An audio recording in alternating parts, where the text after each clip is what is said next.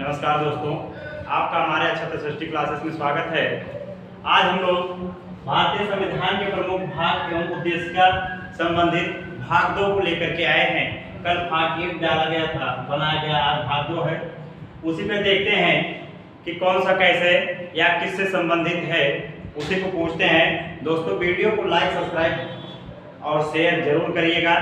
Comment भी करेंगे आप तो हम जानेंगे कि उसमें क्या क्या कमियां आती है, फिर उसको सुधारने का हमको अवसर मिलेगा। आइए देखते हैं, हम भारत के लोग शब्दों का प्रयोग भारतीय संविधान में कहाँ किया गया है। ये जो हम भारत के लोग दिया होता है, यह भारतीय संविधान में इसका प्रयोग कहाँ किया गया है। तो दोस्तों, उद्देशिका या प्रस्तावना में, उद्देशिका जो हमारे संविधान की उद्देशिका है, यही से शुरुआत होती है। हम भारत के लोग भारत को संप्रभु लोकतंत्रात्मक गणराज्य बनाने के लिए इस तरह से या उसी में किया जाता है। इसी में लिख देते हैं संविधान की प्रस्तावना। संविधान की प्रस्तावना या उद्देशिका, जो भी है, उद्देशिका भी सही था लेकिन सीधा कर देते हैं। सभी व्यक्ति पूर्णता और समान रूप से मानव है, यह सिद्धांत जाना जाता है। यह सिद्धांत जाना जाता है किस तरह से? सार्वभौमिकता से। सार्वभौमिकता,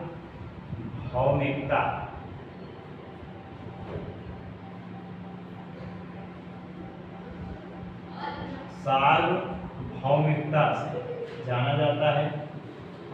अगला है, भारत संदर्भ में कौन धर्मनिरपेक्ष शब्द का सही भाव व्यक्त करता है? क्या करता है? भारत का राज्य में कोई धर्म नहीं है। भारत का राज्य में कोई धर्म नहीं है।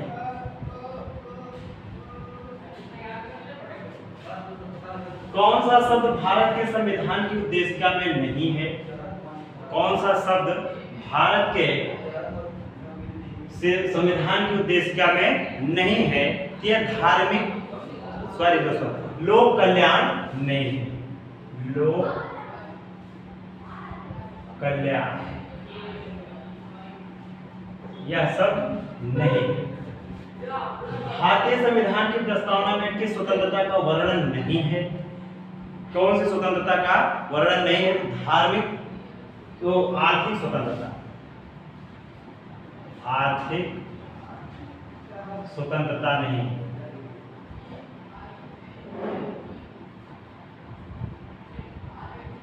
स्वतंत्रता, आर्थिक स्वतंत्रता दोस्तों नहीं है।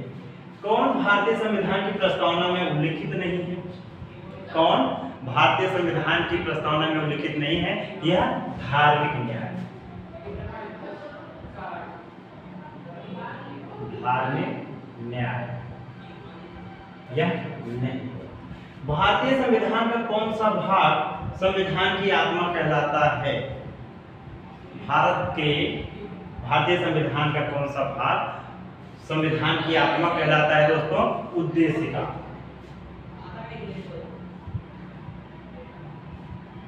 उद्देशिका यह भारत की आत्मा कहलाता है, भारतीय संविधान की आत्मा कहलाता है। भारतीय संविधान की प्रस्तावना को हमारे संप्रभु प्रजातांत्रिक गणतंत्र की जन्म कुंडली कहा। इसको किसने कहा? KM. Munshi. KM. Munshi. KM. Munshi ने कहा भारतीय संविधान की प्रस्तावना को हमारे संप्रभु प्रजातांत्रिक गणतंत्र की जन्म कुंडली है। अगला दोस्तों, संविधान को एक पवित्र दस्तावेज किसने कहा? इसको बी.आर. अम्बेडकर। बी.आर. अम्बेडकर।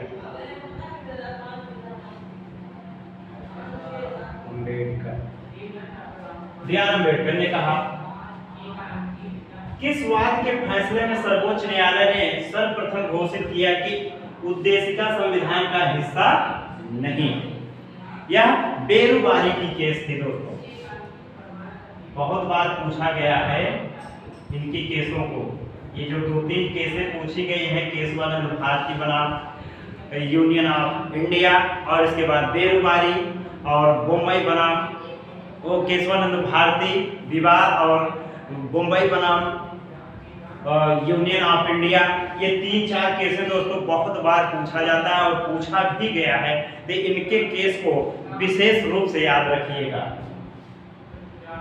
किस वाद में उच्चतम न्यायालय ने धारणा प्रस्तुत की कि उद्देशिका संविधान का भाग है? किसमें प्रस्तुत की है? यह है बम्बई बनाम यूनियन, बम्बई बनाम यूनियन ऑफ इंडिया। बम्बई बनाम यूनियन ऑफ इंडिया, इस वाद में इन्होंने इसकी अवधारणा प्रस्तुत की। किस विवादों में सर्वोच्च न्यायालय प्रस्तावना को भारतीय संविधान की मौलिक संरचना का भाग स्वीकार किया? किसमें किया दोस्तों? केशवानंद भारती विवाद, केशवानंद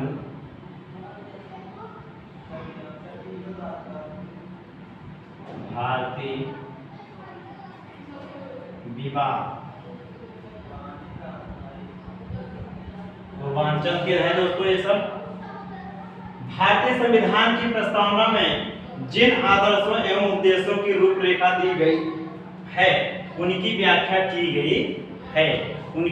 की गई है मूल अधिकारों, राज्य के नीति निर्देशक सिद्धांतों एवं मौलिक कर्तव्यों।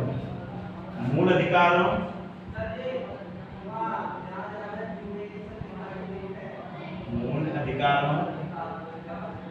राज्य के नीति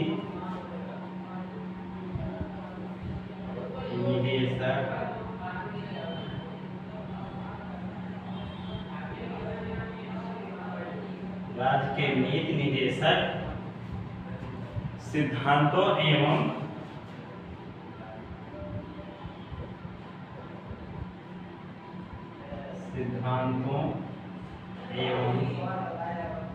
मौलिक कर्तव्य।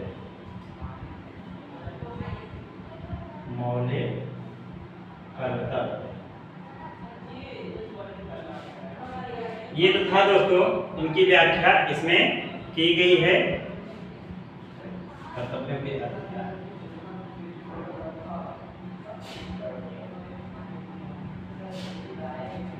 अगला है, कौन एक भारतीय संविधान के उद्देश्यों को प्रतिबिंबित करता है? तो कौन करता है? संविधान की प्रस्तावना। संविधान की प्रस्तावना। अगला है, भारत के संविधान की उद्देशिका में कितने प्रकार के न्याय की व्याख्या की गई है? कितने प्रकार की गई दोस्तों? 3 प्रकार।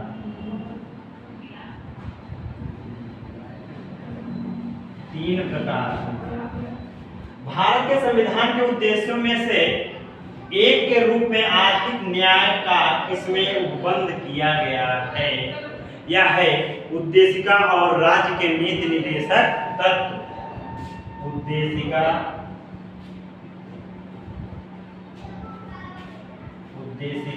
एवं राज्य के नीति निर्देशक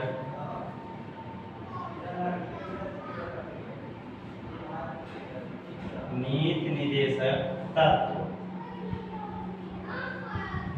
ये तो थे दोस्तों भारतीय संविधान के प्रमुख भाग एवं उद्देशिका से संबंधित क्वेश्चन 2 वीडियो में हमने डाला है, और विशेष रूप से आप इनका ध्यान देकर के पढ़ेंगे तो आने वाले परीक्षाओं में, कोई भी परीक्षा होगी तो आपका क्वेश्चन बाहर नहीं जाएगा या गलत नहीं होगा। थैंक यू दोस्तों, वीडियो को लाइक, सब्सक्राइब और शेयर जरूर करिएगा। धन्यवाद। जय हिंद।